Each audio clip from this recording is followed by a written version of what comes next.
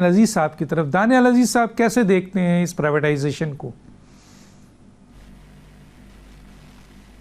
جی میرے خیال سے اس میں جو سمجھنے والی بات ہے وہ یہ ہے کہ حکومت کے مقاصد جو ہے بیچنے کی حد تک یا اپنے گلے سے یہ ایک سفید ہاتھی اتارنے کی حد تک نہیں تھے. ان کی یہ خواہش تھی کہ اس کو ایئر لائن کو چلایا جائے. تو اپنی طرف سے انہوں نے جو بیان دیے ابھی تک وہ یہ ہے کہ یہ جو سیکیورٹی انہوں نے ڈلوائی ہے جو 125 ارب کی، یہ انہوں نے لازمن قرار دیا ہے کہ یہ ایئر لائن میں انویسٹ ہوئے گا اس کو چلانے کے لیے اور اس کو بہتر کرنے کے لیے، اس کے جہاز بڑھانے کے لیے، اس کے روٹس بڑھانے کے لیے وغیرہ وغیرہ. تو اس طرح سے یہ آؤٹ رائٹ سیل نہیں ہے جیسے یہ بتایا جا رہا ہے. یہ ان کو اس کو چلانے کے لیے پابند کیا گیا. اگر یہ آؤٹ رائٹ سیل ہوتی تو جو کینیبلائزیشن کی بات ابھی کی جا رہی تھی کہ اس کی پراپرٹیز یا اس کی ایسیٹس جو ہے یا اس کی مشینری جو ہے یا دیگر جو اس کے اثاثے ہیں ان کو علیحدہ علیحدہ کر کے تو سیل کر کے تو یہ پیسے اپنے واپس حاصل کر لیتے. ایسا ہے نہیں ہے. جو اس کی اگریمنٹ ہے اس نے ان کو پابند کیا ہوا ہے کہ اس کو آپ نے چلانا ہے. سو اس لیے ان کو یہ انویسٹمنٹ دی گئی ہے. اگر اس طرح سے آپ دیکھیں تو پھر حکومت کا موقف جو ہے وہ فی الحال یہ ہے. میرا جو موقف ہے وہ اس طرف نہیں ہے اتنا. میں سمجھتا ہوں کہ یہ پرائیویٹائزیشن شروع ہو گئی ہے، یہ بڑی اچھی بات ہے، خوشائن بات ہے. اور جو ہماری تقریباً پچھلے 40 سال سے جو اپروو لسٹ ہے مختلف اداروں کی وہ ہر حکومت نے اپروو کی ہے. اس میں کوئی فرق نہیں پڑتا وہ پیپلز پارٹی کی ہے یا نون لیگ کی ہے. اس کے اوپر عمل درآمد ہوا ہے نہیں ہوا وہ ایک علیحدہ بات ہے، لیکن اپروو ساروں نے کیا ہے. تو ڈیل کی سٹرکچر کے اوپر بحث ہو سکتی ہے. میں سمجھتا ہوں کہ حکومت بہت بہتر کرتی اگر یہ بتاتے کہ یہ جو 92.5% ہے جو اماؤنٹ اس میں انویسٹمنٹ کے طور پہ استعمال ہوگی اس کے بارے میں ہمیں بتاتے کہ اس کی یہ 90% کیوں نہیں ہے، یہ 93% کیوں نہیں ہے، یہ 92.5% کیسے طے ہوا.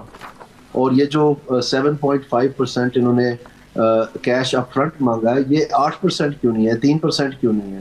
یہ کیسے طے ہوا ہے کہ ریزرو پرائس جو ہے وہ 100 بلین کی ہوگی، تو اس میں 101 کیوں نہیں ہے، 95 کیوں نہیں. تو یہ جو اس کے پیچھے جو پراپر ٹرانسپیرنسی لانے کے لیے جو کیلکولیشنز ہیں یہ ان کو واضح کرنی چاہیے تھی. اور جو اس میں انہوں نے مہارات دیے ہیں جس میں سیلز ٹیکس کی چھوٹ دی ہے یا فار ایگزامپل اور چیزیں ہیں جو ابھی کنفیوژن کریٹ کر رہی ہیں. مثلا مجھے یہ معلوم ہے کہ پی آئی اے منافع میں صرف اس لیے آیا ہے کیونکہ اس کے 30 بلین کے ڈیفرڈ ٹیکس جو ہے وہ اس کی ابھی پریزنٹ ویلیو کر کے تو وہ بکس پہ رائٹ آف کیا ہے. اور اگر وہ نہ کیا ہوتا تو یہ آج بھی کوئی تقریباً میرے خیال میں 21 بلین کے خسارے میں ہوتی.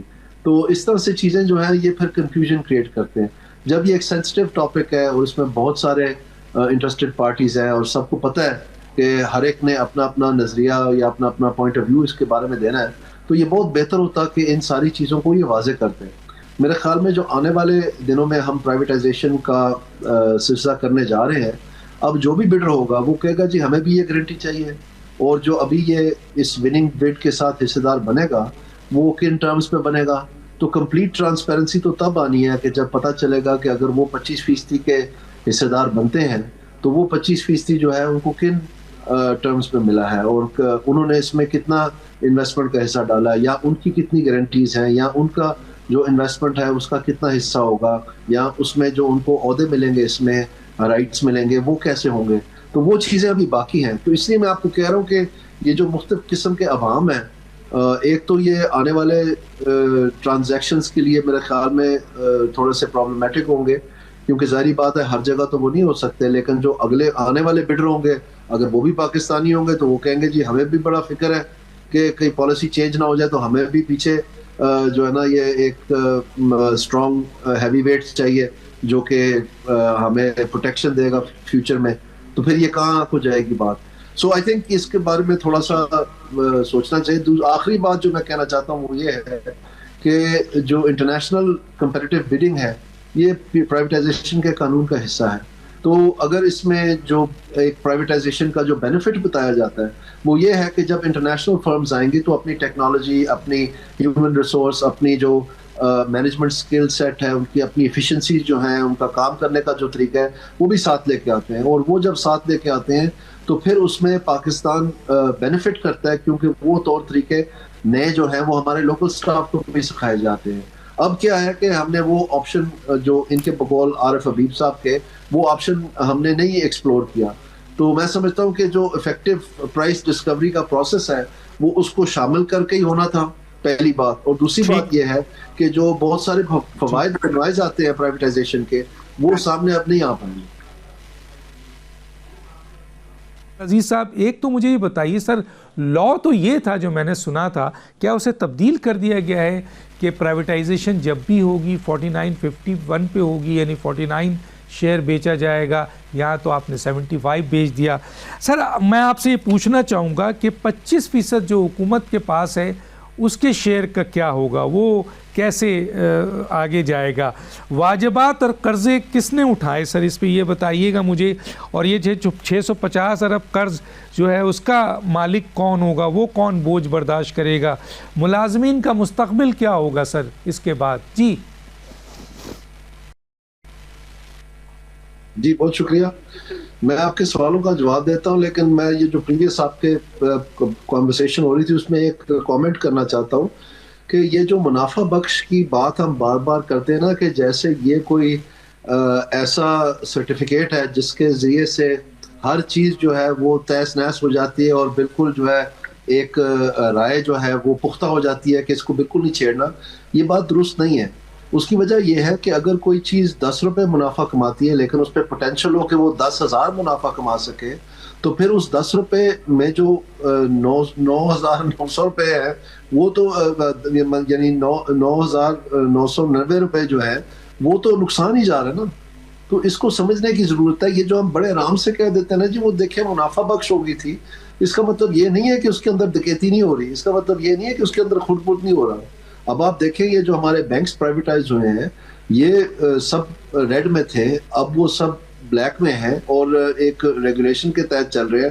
اب نیشنل بینک جو ہے وہ پرائیویٹائز نہیں ہوا، تو نیشنل بینک کا بھی آپ منافع دیکھ لیں اور جو پرائیویٹائز بینکس ہیں ان کا بھی منافع دیکھ لیں. اب آپ کہیں گے کہ نیشنل بینک منافع میں اس کو بالکل نہیں چھیڑنا، تو جتنا بڑا نیشنل بینک ہے شاید اگر آپ باقی 4-6 بینک ملا دیں تب بھی ایک نیشنل بینک نہیں بنتا، تو اس کا پھر اس حساب سے منافع ہونا چاہیے تھا. تو یہ ایک بڑا خوبصورت بات ہے کہ جی منافع ہو گیا جی بس ٹھیک ہے، یعنی کنٹینیو رکھ، یہ دیکھے بغیر کہ آیا ان اساسوں کا جو منافع تھا وہ کوئی جائز آیا نہیں آیا، وہ تو بحث ہی نہیں ہوتی، وہ تو بات کرنے کے لیے وہ تیار نہیں ہے. نمبر 1. دوسری بات جو میں سمجھتا ہوں کہ بڑی اہم ہے، وہ بات یہ ہے کہ یہ جو ادارے ہیں یہ 20-20 سال خسارے میں رہتے ہیں. جس دن پرائیویٹائزیشن قریب آتی ہے یک لخت وہ منافع میں آ جاتے ہیں اور وہ ساری جو ان کی ہائرارکی ہے وہ سیدھی ہو جاتی ہے اور وہ ایسے جیسے کوئی پتہ نہیں امام مسجد بن جاتے ہیں اور ہر چیز جو سیدھی ہو جاتی ہے. انہوں نے بہت کچھ کیا ہے، یہ صرف سیاسی کے گلے میں آپ نہیں ڈال سکتے. یہ آپ جا کے دیکھیں ان کے جو اثاثے قائم ہوئے ہیں ان کے امپلائیز کے جو ہیں، آپ دنگ رہ جائیں گے. اور بہت سارے جو ہیں وہ یہ نیب کے مختلف جو ہائی فلائنگ کیسز ہیں ان میں شامل رہے ہیں. سو میں سمجھتا ہوں کہ یہ بھی چیزیں سامنے لانی چاہیے کہ یہ آخری 6 مہینے میں منافع بخش ہو جاتے ہیں، جیسے ہی پرائیویٹائزیشن ہٹتی ہے، یہ بہت دفعہ دیکھا ہم نے، تو دوبارہ سے وہ خسارے میں چلے جاتے ہیں. یعنی یہ ان کی مرضی ہے کہ جس دن چاہیں یہ اس کو منافع میں لے آتے ہیں، جس دن چاہیں جب ان کو خطرہ ٹلتا ہے تو پھر وہ دوبارہ سے خسارے میں چلے جاتی ہے. تو یہ بڑا عجیب کھیل ہے ان کا بلی اور چوہے کا. تو سر پورے سال تو سر پورے سالیہ پورے سالی پرائیویٹائزیشن کی آپ ایڈورٹیزمنٹ کرتے رہیں، منافع ہوتا ہی رہے گا سر، پورے سال کرتے رہیں. مثلا یہ تو بہت آسان ہو گیا ہے نا سر کہ ہم پورے سال پرائیویٹائز کرتے رہے گفتگو پہلے حصے جی بولیں سر. یہی ہے کہ صرف منافع ہونے، تو اس میں جو آپ بات پوچھ رہے ہیں میرے خیال میں اس میں 168 بلین جو ہے جو ڈیٹ ہے وہ جو ابھی بیڈرز آئے ہیں جنہوں نے جیتا ہے وہ ان کے حصے میں آیا، اور باقی جو ڈیٹ ہے یہ انہوں نے ہولڈنگ کمپنی میں ڈال دیا ہے اور اس کو پھر اوور ٹائم یا اس 25% سے جو منافع آئے گا، اگر امید ہے ان کو منافع کی، اس کے ذریعے سے سروس کیا جائے گا یا پھر گورنمنٹ کو سروس کرنا. اس کے بغیر یہ کوئی اس کو ہاتھ نہ لگاتا، یہ بات درست ہے. اور دوسری بات میں آپ کو یہ بھی عرض کرنا چاہتا ہوں کہ یہ جو اندیہ دیا جا رہا ہے کہ شاید یہ جو پراپرٹیز ہیں یہ سارا اس کا حصہ تھی، وہ نہیں اس کا حصہ تھی. تو وہ آپ دیکھ سکتے ہیں ڈاکیومنٹس میں اور اس چیز میں. باقی میں سمجھتا ہوں کہ جو جہاں تک امپلائیز ہیں ان کے سیف گارڈز موجود ہیں, ان کو کس طرح سے آپ نے ہینڈل کرنا ہے وہ لا میں بھی موجود ہے. اور جو آپ نے سوال بار بار پوچھا ہے 49 اور 51% کا, یہ جو یہ پرائیویٹائزیشن کا جو بورڈ ہے اور جو کمیٹی ہے منسٹریل کمیٹی پرائیویٹائزیشن پہ, یہ وہ سٹرکچر طے کرتی ہے جو فائنینشیل ایڈوائزر کے ریکمنڈیشن پہ آتی ہے. تو وہ جو فائنینشیل ایڈوائزر ریکمینڈ کرتا ہے جو چیز سیلیبل ہے انٹرنیشنل اسٹینڈرڈ کے مطابق, اس کے اوپر پھر اگر وہ فرض کریں 49-51 ہے تو فبیہ, اگر وہ 92-7.5 ہے تو فبیہ. اس لیے میں بار بار یہ کہہ رہا ہوں کہ ان کو چاہیے تھا کہ ان چیزوں کو ٹرانسپیرنٹ کرتے, کوئی چھوٹا سا 4-10 صفحے کا یہ شائع کر دیتے یا اپنی ویب سائٹ پہ ڈال دیتے. جی ہماری گفتگو جاری ہے. آپ کے بین الاقوامی روٹس ہیں اور فلائٹس ہیں, تو نجکاری کے بعد PIA کے انٹرنیشنل اور مقامی روٹس برقرار رہیں گے یا آپ سمجھتے ہیں کچھ روٹس بند کیے جائیں گے؟ اور ملازمین کے حوالے سے اکثر دیکھنے کو آیا ہے کہ جب بھی پرائیویٹائز ہوئی ہے ملازمین کو کوئی پروٹیکشن نہیں ملی ہے اور واجبات کے چکر میں, کم خرچ کرنے کے چکر میں بیشتر ملازمین کو نکالا گیا, بے دریغ نکالا گیا ہے. تو یہاں کوئی آپ نے اس ایگریمنٹ میں ان کی سیفٹی دیکھی ہے سر؟ میں آپ سے یہ عرض کر رہا ہوں کہ یہ پرائیویٹائزیشن کمیشن کے لا اور رولز کا حصہ ہے کہ جو امپلائی کا جو سیورنس کا سارا فارمولا ہے وہ باقاعدہ اس کا پرائیویٹائزیشن کا حصہ ہوگا. تو اس میں جو ہے اگر وہ گولڈن شیک ہینڈ کرنی ہے یا ان کو کوئی اور آپشنل ٹرمز دینے ہیں یا ان کو سیورنس کے لیے کوئی اور فارمولا طے کرنا ہے, تو وہ اکثر و پیش یونینز کے ساتھ طے ہوتا ہے اور پھر چیزیں آگے چلتی ہیں. تو اس میں یقیناً کچھ نہ کچھ انہوں نے ایگزیکٹ مجھے نہیں پتا ہے کیونکہ میں نے فائن پرنٹ نہیں پڑھا ہے, لیکن یہ مجھے پتا ہے کہ ان کے اوپر لازم تھا کہ اس کا بندوبست کرتے ہیں.